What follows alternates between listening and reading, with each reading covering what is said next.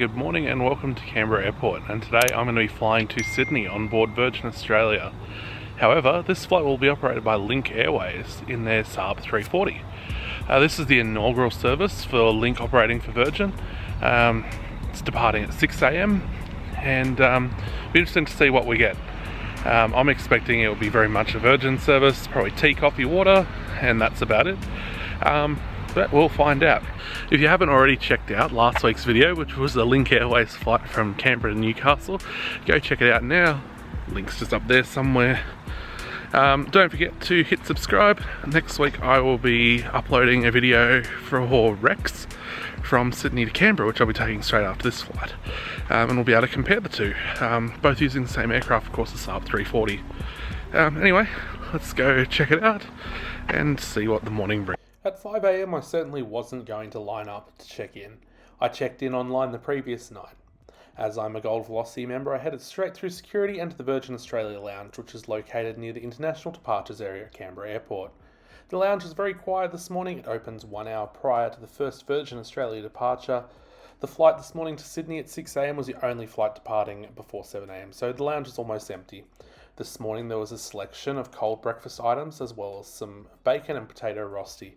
As can be seen very shortly, there is a variety of different seating areas in the Canberra lounge. It isn't my favourite lounge in the Virgin Australia network, but I am noticing the more and more we move out of COVID lockdowns, the better it seems to get with the food options available. Before long, boarding for the flight was called and we headed out to the tarmac to our SAAB at gate number 3. Our aircraft today is this SAAB 340B Plus Victor Hotel Victor Echo Bravo, which was delivered new to Sabre Airlines in the United States in 1997, whilst with them it operated on behalf of Northwest and Delta. In 2010 it was delivered to Link Airways in Mongolia, where it spent 3 years before going into 5 years of storage. In 2018 it was then delivered to Link Airways' parent company, Corporate Air. Victor Echo Bravo is configured with 34 economy seats over 11 rows in a 1-2 layout, with the last row having a middle seat. The seats of this aircraft are covered in a navy leather, and the seats are of a slightly different design to the other Link aircraft I've flown on, featured in last week's report. I'll leave you to enjoy the sounds of the turboprop starting up and the takeoff.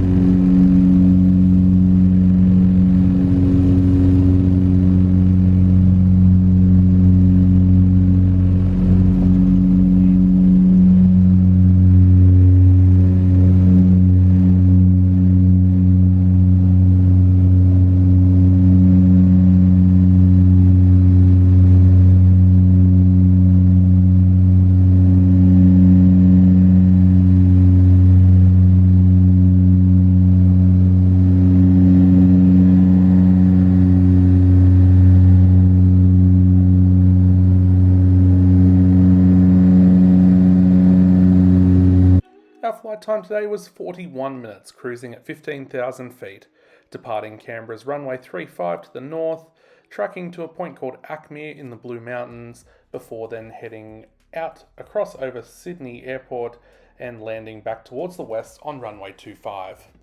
So most of the flight was under the cover of darkness. We'll have a look in the seat pocket. We've got a safety card, Link Airways safety card. There is an air sickness bag, and there is also a set of earplugs. Now, as you can see, there is reasonable legroom for a short flight. If you did want a little bit more legroom, they aren't charging for the exit rows or row 1 on these flights. There is a large tray table which folds down, and there is a hole in it where the cup fits into. Now, my biggest problem with this flight, Virgin Australia is serving complimentary snacks on this service. Now, if you are familiar with the Virgin Australia service at the moment, you would know they do not do that on their 737 services. So why do it here?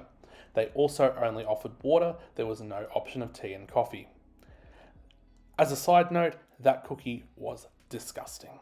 Now, I'm a big sucker for consistency, and I really would encourage Virgin Australia to keep it consistent, get rid of the complimentary snack, bring back tea and coffee.